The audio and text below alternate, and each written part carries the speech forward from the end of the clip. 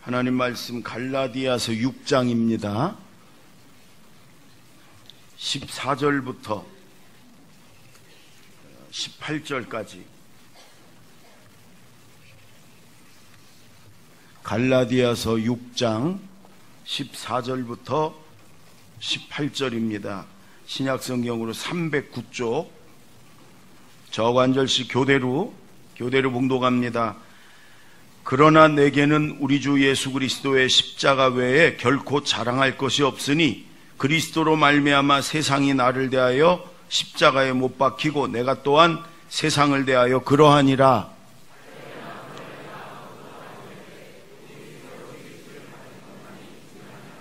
무릇 이 규례를 행하는 자에게와 하나님의 이스라엘에게 평강과 긍휼이 있을지어다.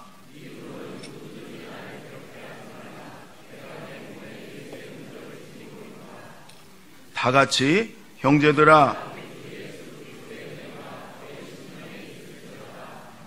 아멘. 하나님께서 오늘도 저희들 기다리셨고 예배드리는 우리 모두에게 하나님의 큰 사랑과 은혜를 주실 것입니다. 아멘. 우리 옆에 사람들하고 진지하게 눈을 보면서 오늘도 하나님의 크신 은혜와 사랑을 주실 것입니다. 이렇게 인사 좀 하세요. 오늘도 하나님께서 크신 은혜와 사랑을 주실 것입니다. 오늘도 주실 것입니다. 오늘도 인사하라 그러면 그냥 하는 게 겸손한 거예요. 그냥 빼닥 이렇게 있지 말고 처음 오셨으니까 이제 그렇겠지만 여러분 역사상 설교를 가장 감동 있게 했다고 하는 분이 여러 분 계신데 그 중에 영국의 스펄전 목사님이라는 분이에요. 스펄전 목사님들이 그 설교를 많이 읽고 듣고 하거든요. 근데 그분이 어느 날 설교 준비를 하다가 책상에다 머리를 대고서 막 울어요. 엉엉 울어서 큰 소리로. 그 사모님이 옆방에 있다 깜짝 놀라갖고 와가지고, 아니 누가 죽었어요? 무슨 일이세요? 왜 그래요? 그러니까 이 목사님이 고개를 들고 사모님을 보면서, 여보, 내가 저 십자가를 바라보는데도 아무런 감동이 없어. 예수님이 저 십자가에서 나를 위해 못 박혀 죽으셨는데 저 십자가를 보는데도 아무런 감격이 일어나지 않아. 그래서 또 머리를 대고서 막 흐느끼면서 우시더라는 거예요. 여러분, 우리가 처음에 예수님 만나고 예수 믿고 은혜 받고 그랬을 때는 십자가, 예수님, 은혜 바라보기만 해도, 생각만 해도, 찬송을 부르면서 나를 구원하신 하나님 은혜, 그래만 해도 눈물이 핑 돌고 가슴이 뜨겁고 막 이러지 않았나요? 그런 거 없었나요? 그러면 한번 다시 생각해 봐야 돼. 내가 정말 믿고 있나를. 근데 5년 지나고 10년 지나고 20년 지나고 신앙생활 오래되면 그런 감격이 더 뜨거워지고 깊어져야 되는데 그게 아니라 더 무디어져 가지고 십자가를 아무리 바라봐도 아무렇지도 않고 예수님의 은혜, 사랑, 구원 생각해도 아무렇지도 않고. 여러분, 이게 진짜 문제거든요. 구원의 감격과 그 은혜에 대한 그 감동이 자꾸 식어지는 거, 여러분 이게 진짜 문제거든요. 그래서 처음 사랑으로 회복하자, 처음으로 돌아가자 그러는 거예요. 여러분, 바울 사도는 그렇지 않았을 것 같아요.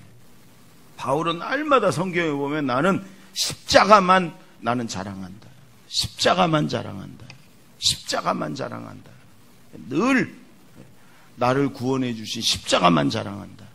오늘 여러분, 이 말씀을 우리가 함께 이렇게 생각하면서 바울 사도의 그런 살아있는 그런 생생한 그런 믿음이, 신앙이 하늘 날아갈 때까지 이어지길 바랍니다. 아멘. 흔히 은혜 받았습니다 이런 말을 이제 우리 교회는 잘 하지 말라고 그래. 제가 은혜 받았습니다는 건 귀만 간지럽히고 말이에요. 귀만. 정말 이 말씀이요, 우리의 영혼을 감동시키고 영혼을 움직여야 되는 거거든요.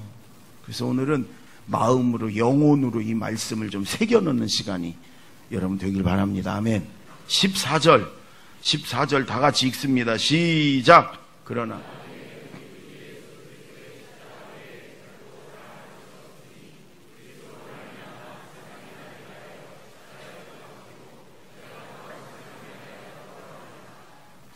여러분, 바울은 이 십자가만 자랑한다고.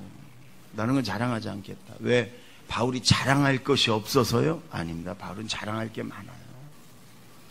우리가 자랑할 게 없으니까 자랑할 것도 별로 없으면서 어줍지 않은 거 가지고 자꾸 이렇게 자랑하는지, 바울은 자랑할 게 많아요. 여러분, 바울은 지금의 터키 남부의 그 다소라는 곳에서 태어났는데요. 태어나면서부터 로마의 시민권이 있었어요. 태어나면서부터.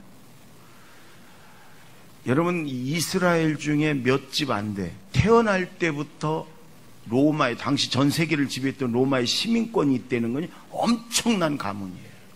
사도행전에 보면 로마의 천부장이 1000명의 군대를 거느린 천부장이, 이스라엘을 거의 지배하는 천부장이 바울에게 그래요. 나는 돈을 많이 주고 이 로마 시민권을 샀다. 근데 바울은 태어날 때부터 엄청난 가문에서, 금수저 중에 금수저 가문이에요. 11살에 예루살렘으로 유학을 왔어요. 최고의 스승인 가말리엘, 최고의 그 랍비고 율법학자인 가말리엘 밑에서 30살 때까지 공부를 했어요. 그리고 랍비가 되고 율법학자가 됐어요. 지금으로 말하면 법학 박사가 된 거예요. 여러분, 이스라엘에서 정말 이게 손꼽히는 최고의 학벌, 최고의 학문을 가진 게 바울이에요. 30대 초에 대제사장, 여러분 이스라엘은 종교국가예요. 대제사장이 거의 왕과 같은 전권을 행사하는, 대제사장한테 예수쟁이들을 다 잡아가두는 전권을 다 위임을 받아요. 그러니까요, 젊은 나이에 상당한 그런 지위와 권세가 있었던 사람. 신앙적으로는 천국을 갔다 온 사람이에요. 예. 여러분, 사도 바울은 자랑할 게 한 가지만 가지고도 여러분 남들이 다 우러러볼 수 있는 자랑할 게 많았어요. 그런데도 바울은 아니에요. 그게 아니에요. 십자가만 자랑하겠다.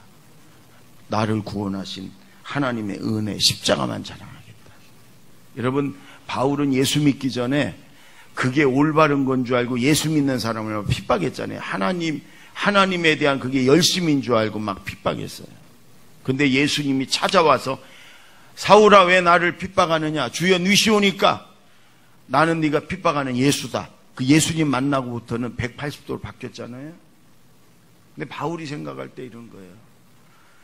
나 같은 죄인 중에 괴수를, 예수님을 핍박하고 믿는 사람들도 잡아다 감옥에 가두고 그런 죄인 중에 괴수를 나를 구원해 주신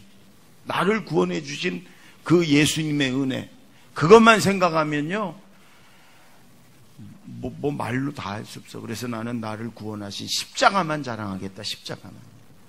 여러분, 바울이 만약에 예수를 안 믿었더라면 어땠을까요? 하늘 끝까지 교만했을 거예요. 교만할 수 있는 것들이 많아요. 그리고 여전히 교회와 예수 믿는 사람들을 잡아다 감옥에 가두고 핍박했을 거예요. 예. 여러분, 바울이 이런 나 같은 죄인을, 절대로 용서 못 받을 나 같은 죄인을 순전히 예수님의 십자가로 나를 구원해 주셨다. 그래 나는 십자가만 자랑하겠다. 여러분은 어떻습니까? 여러분은 만약에 지금까지 예수님을 못 만났다, 예수 안 믿고 있다, 그러면 여러분의 지금의 삶의 모습이 어땠을 것 같나 생각해 보세요. 아마 우리 중에 지금까지 살아있지도 못할 분도 있을 거예요. 예수님 안 만났으면 벌써 죽었을 분도 있을 거예요. 저한테 그런 분들이 여러 분 계세요. 목사님, 저 예수님 안 믿었으면은요 저는 벌써 죽었습니다. 그런 분들도 있을 거예요. 아마 가정이 지금 이렇게 온전하게 가정이 남아있지 않을 사람들도 있을 거예요.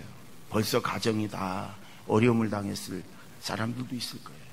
아마 어떤 분은 감옥에 가 있을 분도 있을 거예요. 예수님 못 만났더라면 감옥에 있을 분도 있을 거예요. 또 많은 후회와 고통 속에 있는 분도 있을 거예요. 중독돼가지고 술 중독, 도박 중독, 뭐 중독돼가지고 예수님 안 믿었더라면 아마 그런 사람도 있을 거예요. 응? 여러분 아마 여러분들이 지금까지 예수님 안 만났다 그러면 아마 지금 이런 은혜 속에 이런 평안 속에 살지 못할 분들이 많이 있을 거예요. 그렇지 않아요, 여러분? 예. 그런데 순전히 예수님이 십자가에서 나를 위해 내 죄를 다 뒤집어 쓰고 죽으셔서 우리를 구원하여 주셨어요. 그 은혜, 그것 때문에 내가 지금 여기도 이렇게 살고 있고 천국도 가는 거잖아요. 그러니까 사실 여러분 우리가 뭘 자랑하겠습니까? 예수님의 바울처럼 예수님의 십자가만 자랑하는 저와 여러분 되길 바랍니다. 바울은요 스스로 예수님을 핍박하고 예수 믿는 사람들을 잡아다가려고 자기 죄가 너무 크다는 거예요. 그래서 나는 죄인 중에 괴수라는 거예요. 죄인 중에 두목이라는 거예요. 지옥에 한 명 가면 내가 가야 된다는 거예요. 이렇게 죄가 많은데 예수님이 저 십자가에서 내 죄를 다 담당하고 죽으셔서 나를 용서하시고 구원하셨다는 거예요. 그 은혜가 너무 커서 나는 십자가만을 자랑하고 전하며 살겠다 이런 얘기거든요. 누가복음 7장에 보면 이런 얘기가 있습니다. 바리새인 중에 그 지역의 유지인 사람이 시몬이라는 사람이 예수님을 초대를 했어요. 예수님이 가서 이 밥을 먹는데 유대인들은 밥을 먹을 때 이렇게 비스듬히 발을 쭉 뻗고 비스듬히 기대 갖고 밥을 먹어요. 근데 한 여인이 예수님 발 밑으로 오더니 그냥 눈물을 줄줄줄 흘리는데 눈물로 예수님 발을 다 적셔요. 그러더니 긴 머리를 가지고 예수님 발을 막 닦아. 그 눈물. 그리고 예수님 발에다 자꾸 입을 맞춰. 그러더니 아주 값비싼 향유, 아마 그 여인의 전 재산일지도 모르는 아주 비싼 향유를 발에다 붓는 거예요. 근데 그 여인은 그 동네 사람들이 다 아는 죄인이에요, 죄인. 요즘으로 말하면 술집 여자나 창기 같은 여자예요. 다들 더러운 여자라고 하는 사람. 그러니까 그 집주인 시몬이, 그 지역 유지 시몬이 내가 이분이 선지자인 줄 알고 초대를 해서 식사 대접을 하는데 이 예수 이분이 선지자가 아닌 것 같다. 선지자였더라면 저 여인이 얼마나 더러운 죄인인가를 알고 그 여인이 자기 발을 닦을 때 가! 그러고 보냈을 텐데 저 여인이 선지자가 아닌 것 같다. 아니 저 예수님이 선지자가 아닌 것 같다. 내가 잘못 초대했나? 이런 생각을 했어요. 그때 예수님이 시몬아 밥 먹다 말고 시몬아. 그러니까 예. 깜짝 놀라서 시몬이 예. 그 생각하다 들킨 것 마냥 예. 그러니까 이렇게 얘기를 해요. 예수님이 한 사람에게, 한 주인에게 빚을 진 사람이 둘이 있는데 한 사람은 500데나리온 몇천만 원 줬다 이거예요. 한 사람은 50데나리온 몇백만 원을 줬어, 빚을. 근데 이 주인이 둘 다 갚지 마, 안 갚아도 돼, 내가 탕감해 줄게. 그리고 빚을 탕감해 줬어. 그러면 둘 중에 그 주인을 누가 더 사랑하겠느냐? 근데 시몬이 아니 더 많이 탕감받은 사람이 사랑하겠죠. 500데나리온. 예수님 맞다. 그러니 그러는 거예요. 너는 내가 집에 들어올 때 너는 발 씻을 물도 안 줬어. 여러분 유대인들은 샌들을 주로 신고 다니고 사막지대니까 발이 더럽죠. 먼지 묻고 흙 묻고. 그러니까 언제나 집에 손님을 초대하면 발을 닦아주든지 발 씻을 물을 줘요. 물도 안 줘서 발 씻을 물도. 그런데 저 여인은 자기 눈물로 내 발을 닦고 머리카락으로 닦고 그래. 너는 내가 들어올 때 입도 맞추자. 유대인들의 인사법은 서로 입을 뺨에다 이렇게 입을 맞추는. 너는 입도 맞추지 않는데 저 여인은 내 제일 낮은 발에다가 계속 입을 맞춰. 너는 내가 들어올 때 감람류도 머리에다 뿌리지 않았어. 여러분 유대인들은 집에 손님을 초대하면요 비싼 향유를 머리에다 뿌려줘요. 근데 감람류가 제일 기본적인 거예요. 싼 거. 감람유도 안 뿌려줬어. 근데 저 여인은 자기 전 재산과 같은 향유를 내 발에다 들이붓었어. 그래서 저 여인의 모든 죄가 다 사하여졌다. 그러면서 예수님은 그래, 이는 그의 사랑함이 많은지라. 저 여인의 모든 죄가 다 사하여졌다. 이는 그의 사랑함이 많은지라. 따라해 볼까요? 이는 그의 사랑함이 많은지라. 그리고 예수님은 그래, 사함을, 용서를 적게 받은 자는 적게 사랑하고 용서를 많이 받은 자는 많이 사랑하느니라. 예수님은 그러세요. 그러니까 이런 얘기예요. 잘 들어보세요, 여러분. 바리새인은 나는 죄가 별로 없다. 나는 그래서 용서받은 게 별로 없어. 나는 용서받은 게 별로 없어. 그러기 때문에 예수님에게 씻을 물도 안 줬고 입맞춤도 안 했고 감람유도 안 벗어요. 그러나 저 여인은 나는 죄가 많은 사람이야. 나는 정말 용서받지 못할 엄청난 죄가 있는 사람이야. 그런데 예수님이 나를 용서해 주셨어. 나는 용서를 많이 받은 사람이야. 그러니까 예수님의 발 아래에서 눈물로 발을 씻고 머리털로 닦고 여러분 입을 맞추고 발에다가 가장 값비싼 향유를 붓고 그랬단 말이에요. 그러니까 예수님이 저 여인은 용서받은 게 많으니까 사랑함도 많다. 저 여인의 모든 죄가 다 용서됐다. 여러분은 어떻습니까? 여러분 죄가 별로 없어서 용서받은 것도 별로 없고 그렇습니까? 그러니까 와가지고 드립다 설교만 시작되면 눈을 감고 좁니까? 예? 아니면 이 여인처럼 나도 말할 수 없는 죄를 많이 졌고 엄청난 죄를 많이 졌는데 예수님이 십자가에서 그 죄를 다 용서해 줬습니까? 그렇습니까? 그러면 주님을 사랑함이 더 많지요. 찬양할 때도, 기도할 때도, 말씀 들을 때도, 하나님께 예배 드릴 때도 정말 눈물로 예배를 드려야 그게 맞는 거잖아요.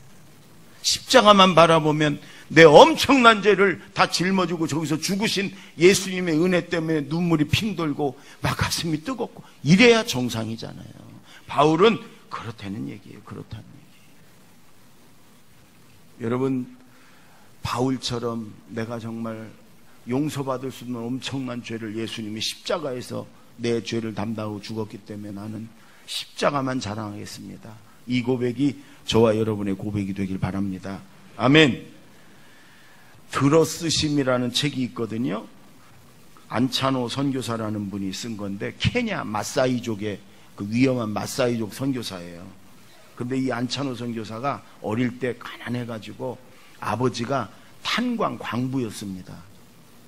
근데 거기서 병이 들어가지고 폐암에 걸려가지고 아버지가 고등학교 때 돌아가셨어요. 고등학교 때 아버지가 돌아가시니까 집에 아무것도 없어요. 학교를 다닐 수가 없어. 가족도 있고. 그래가지고 고등학교를 마치기도 전에 아버지 뒤를 이어 탄광에 가서 광부를 합니다. 여러분, 고등학교도 마치지 않은 이 젊은 애가 탄광에 가서 탄을 캐요. 여러분, 이 광부가 막장 인생이라고 하잖아요. 지하로 막 500m, 1000m까지 들어가요. 거기서 탄을 캡니다. 그러니까 이 아이가 너무너무 비관하는 거예요. 신세한탄을 하는 거예요. 친구들은 다 학교 다니는데 그래 고등학교라도 졸업하고가 아니라 고등학교도 못 마치고 가서 탄광 들어가서 탄을 캐니까 얘가 밤만 되면 술을 마시는 거예요. 응? 내 신세가 왜 이리냐. 그러면서 월급 받고 일당 받고 그러면 술을 마시는 거예요. 날마다 비관하고 절망하고 내 인생 불평불만하고. 근데 어느 날 그 갱에 들어가서 탄을 캐다가 갱이 무너졌어요. 여러분, 탄광이 무너지면 그거 살아나기 힘들어요. 그게 어떻게 해야 될지를 모르는데 옆에 아저씨가, 광부 아저씨가 갑자기 그러는 거예요. 자네 예수 믿나? 그러는 거예요. 아니, 지금 그런 얘기 할 때가 아니에요. 지금 어떻게든 이게 살아나가야 되고 어떻게 해야 될지 모르겠는데 예수 믿나? 승질이 막 나더래요.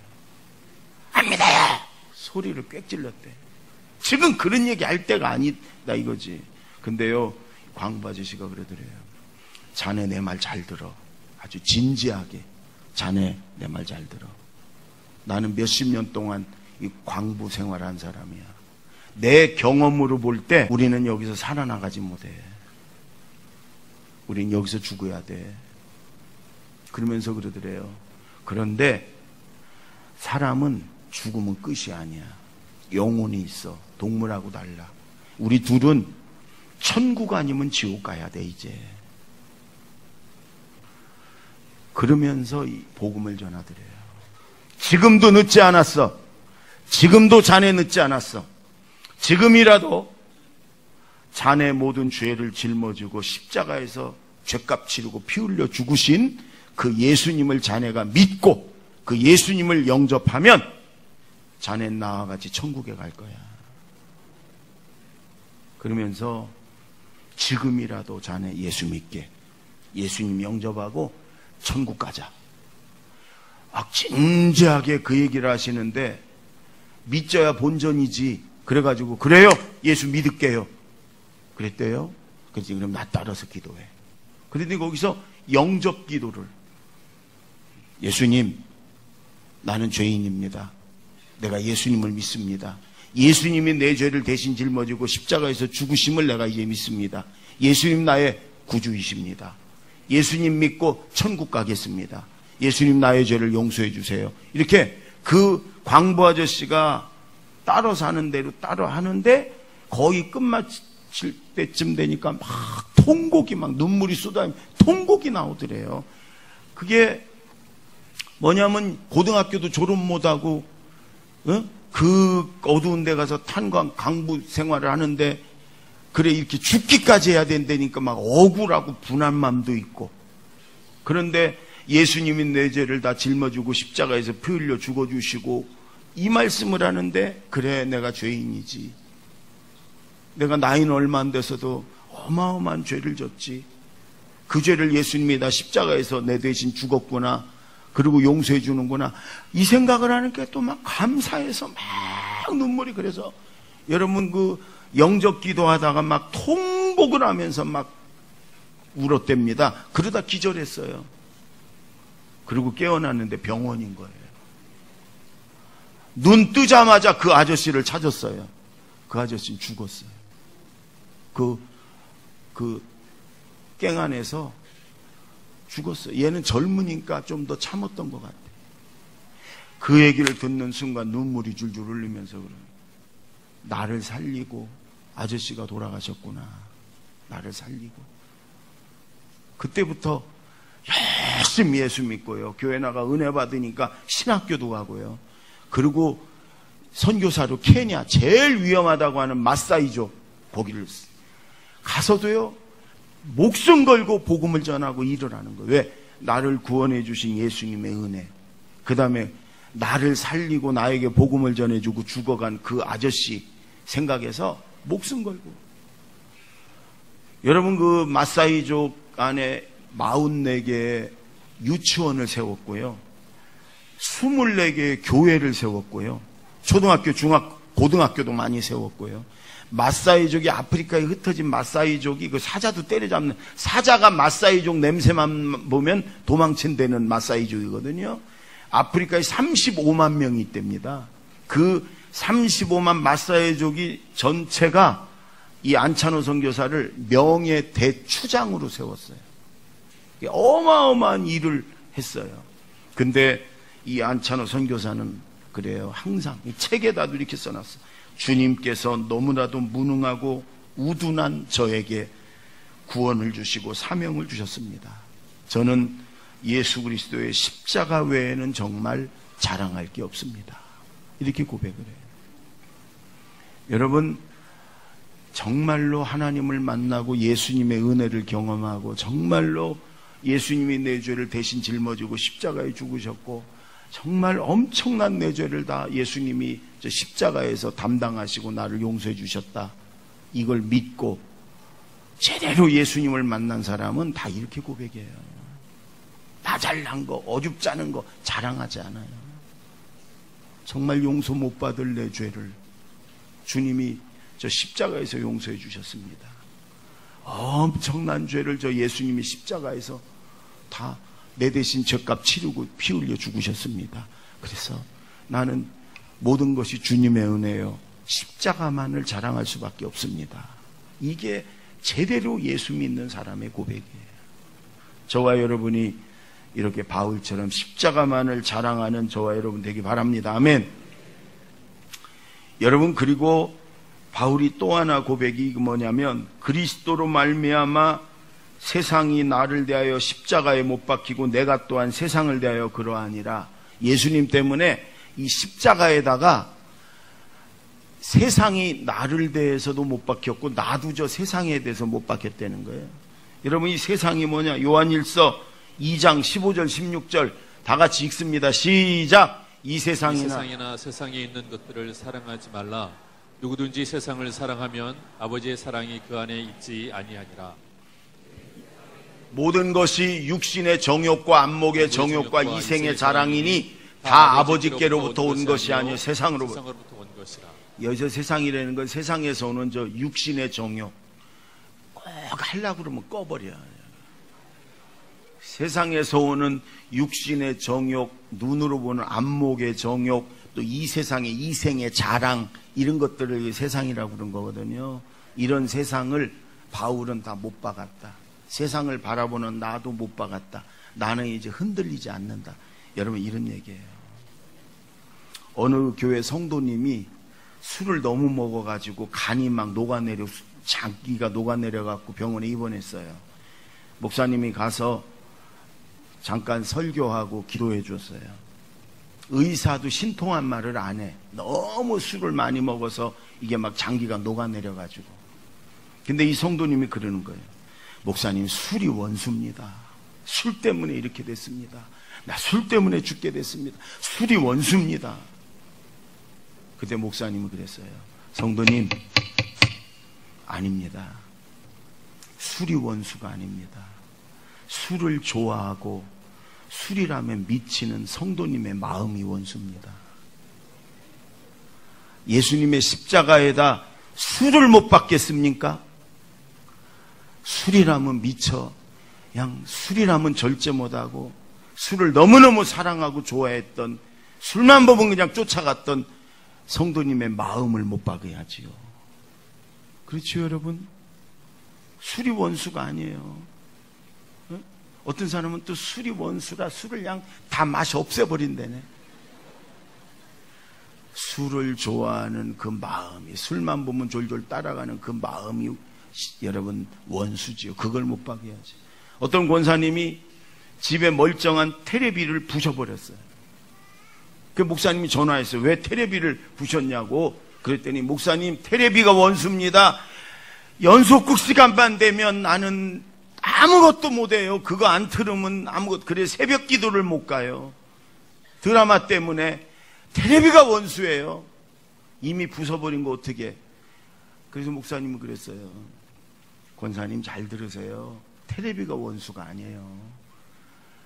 드라마만 보면 푹 빠져든 권사님의 마음이 원수예요. 십자가에다 테레비를 못 받겠습니까? 테레비만 보면 아무것도 못하는, 테레비만 보면 미치는, 연속극만 보면 미치는 권사님의 마음을 못 박아야지요. 그렇지 않으면 권사님 조금 있다 테레비 또 사요. 그러다 조금 있다 또 부수고. 여러분, 바울은 그런 세상에 대한 모든 걸 못 박았다는 거예요. 여러분, 우리도 못 박을 게 많지 않습니까? 우리 못 박을 게 많아요. 못 박아서 나는 완전히 죽었다. 나는 이제 흔들리지 않는다. 나를 괴롭게 하지 마라. 여러분, 나는 십자가만 자랑한다. 바울처럼 십자가만 자랑할 수 있는 저와 여러분 되길 바랍니다. 아멘. 이제 또 하나 17절을 읽습니다. 다 같이 시작. 이후로는 누구든지 나를 괴롭게 하지 말라. 내가 내 몸에 예수의 흔적을 지니고 있노라. 다시 한번 읽습니다. 시작. 이후로는 누구든지 나를 괴롭게 하지 말라. 내가 내 몸에 예수의 흔적을 지니고 있노라. 여러분, 예수님이 부활하시고 제자들이 있는 곳에 갔어요. 근데 의심 많은 도마가 그때 없었어요. 제자들이 도마한테 우리 예수님 만났어. 예수님 살아나셨어. 도마가 웃기지 마라. 무슨 소리야. 사람이 어떻게 살아나. 나는 그 예수님의 못 박힌 손을 내가 만져보기 전에는 나는 못 믿어. 그때 예수님이 다시 오셨어요. 그 도마에게, 도마야 이리 와. 네 손을 내밀어. 내 못 박힌 손 만져봐. 네 손 일리 줘봐. 내 옆구리 창자국 만져봐. 그리고 예수님이 안 보고 믿는 자가 복이 있다. 이렇게 말씀하셨어요. 근데 예수님의 손에, 발에, 옆구리에는 분명한 여러분 못자국, 흉터, 흔적이 있었단 말이에요. 바울이 그 얘기하는 거예요. 나도 예수님의 흔적이 내게 있다. 예수님의 흔적. 이 말은 여러분 헬라어 원어로 스티그마라는 말인데 낙인, 불도장이라는 말이에요. 여러분 예전에 노예 종들은 사갖고 오면은 주인의 도장, 쇠로 된 도장을 그렇게 불에 달궈가지고 이 팔뚝 같은 데다 이렇게 찍어요. 그러면 여기 흉터가, 불로 지진 화상의 흉터가, 흔적이 남아있죠. 그래, 아, 저 노예는, 저 종은 저 주인 거구나. 이거 알아볼 수 있게. 그 얘기예요. 나는 예수님의 불도장이 찍혀있다. 내 몸의 흔적이 그거다. 나는 흔들리지 않는다. 나는 이제 예수님의 거다. 나를 유혹하거나 괴롭히지 말라. 바울이 그러는 거예요. 근데 바울 몸에 있는 여러분 흔적이 뭔가, 성경학자들은 첫째가 예수님 만날 때 너무 밝은 빛이 확 비쳐갖고 바울이 그 내동거려지면서 눈이 멀어버렸잖아요. 근데 그 성에 들어가서 아나니아의 안수를 받을 때 비늘이 벗겨졌어요. 그리고 시력이 회복됐어요. 그러나 그때부터 바울은 눈에 심한 안질이 있었다는 거지요. 책도 오래 못 보고 심지어 이렇게 글을 편지를 쓸 수가 없어요. 여러분 신약 성경을 바울이 쓴 게 많잖아요.